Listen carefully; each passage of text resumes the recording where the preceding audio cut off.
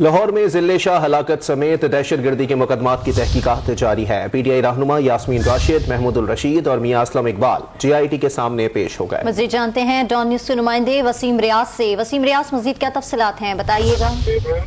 जी देखिए, बिल्कुल GIT की जानिब से ये तीसरा तलबी का नोटिस था। इससे कबल भी 2 नोटिस जो है वो PTI की क़यादत को जो है वो भिजवाए गए थे।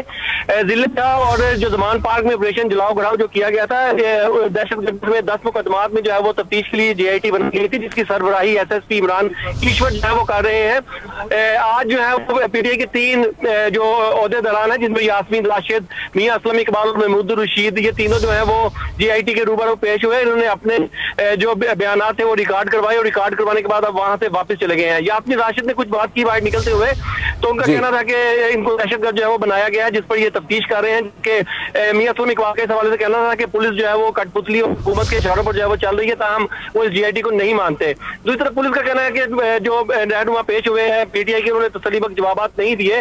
मुमकिन है कि इनको दोबारा जो है वो बुलाया जाए और जो लोग नहीं आए उनको दोबारा से तलबी का नोटिस जो है वो भिजवाया जाएगा। जी ठीक है, बहुत शुक्रिया वसीम रियाज अपडेट करने के लिए।